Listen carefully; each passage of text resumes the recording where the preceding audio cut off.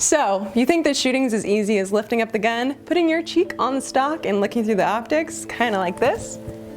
Well, if you think that, you're wrong. If you really want to become a better shooter, you want to listen to this next tip.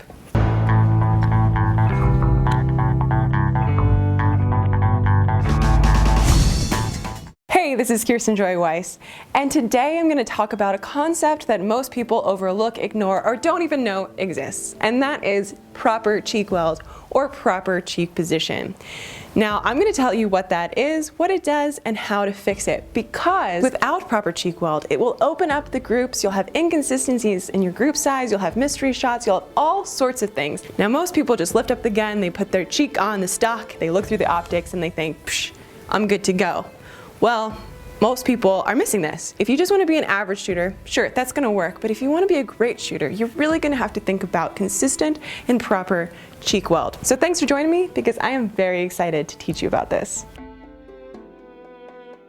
I actually have a couple guns with me just to illustrate this point. But first, what is proper cheek position? Well, ideally, when you put your cheek on the stock and you close your eyes and you completely relax, when you open your eyes, you want to see a perfect sight picture. You don't want to have to move your head to get to that perfect sight picture. So that is ideal cheek position, whatever you're most comfortable with on the stock. So some people use their jawbone right here, some people use their cheekbone right here. I prefer my cheekbone. Whatever you are most comfortable with, close your eyes, open them, and when you have a perfect sight picture, naturally, that is perfect cheek position. How does this mess up your shooting? Well, you can look like you have a proper sight picture, but when in reality you don't, because you're constantly moving that cheek. Think of your eye as another optic. So the optic to the optic, you gotta line up those optics, right? You know, when you have the front sight and the back sight, you line those up, but this is actually a sight as well. And most people don't think of it that way. And what happens is if you take your hands and you make two circles like this, and you look at an object in the distance, right? And what you're seeing is a proper sight picture. But then when you move your head this way, if you're going to line that optic up without moving your cheek, you're going to move that optic to your eye so it lines up again, right?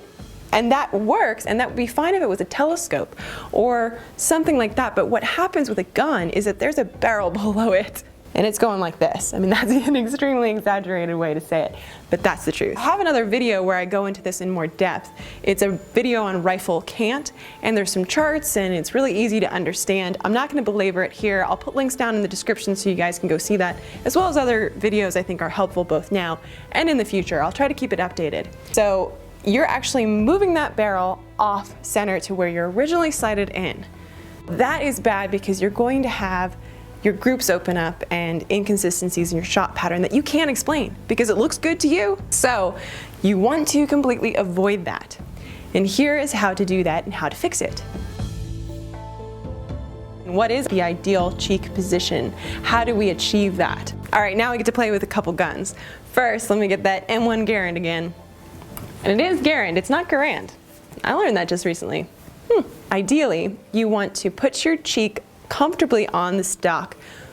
However, whatever is comfortable for you and you think that you can be consistent with that. Close your eyes once you're on that stock and open them and look through the optic, but do not move your head. If you can't look through the optic, then your gun is not ideal. And guess what? Most guns are not. I have a lot of guns that are not set up ideally for my cheek. I think I have about 1 or 2 guns that are ideally set up. The rest are not, so I adapt to them. How do we do that? There's 3 different ways. 1, you just deal with it. Now I do this a lot. I do have a lot of hours of training in me, and I kind of naturally think about consistent cheek placement, but I'm also not the best at making sure that I have this on every single one of my guns. There's a lot of reason for that. When I'm doing trick shots, I'm just having fun. I'm not scared to miss. And if I show my misses to you guys, then you know that it's not all about just making your shot every single time. So I'm pretty chill about that. But When I'm in a competition, you better believe that I want to eliminate every single variable, because when I miss in a competition, that's points off, and why handicap yourself like that? It makes no sense. So for now, you can just deal with it and make sure that you have a consistent cheek placement pretty much as you think you can do it. You will have variables, and depending on how precise you really want to be, you're going to have to think about it hard. So you really want to just not have to think about it, right?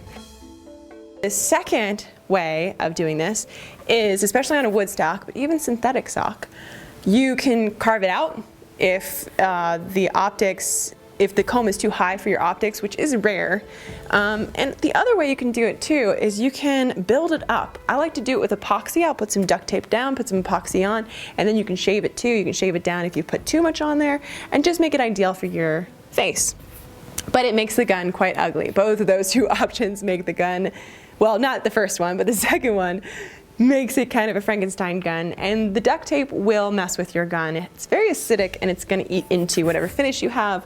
So just know that it's going to be a functional gun and not a beautiful gun if you choose to do it that way. The third way, and the way that I prefer especially for competition, is this. An adjustable cheek piece, okay? This is an Inferno stock, but there's a lot of stock options out there. I got this because I was doing an extreme precision shot.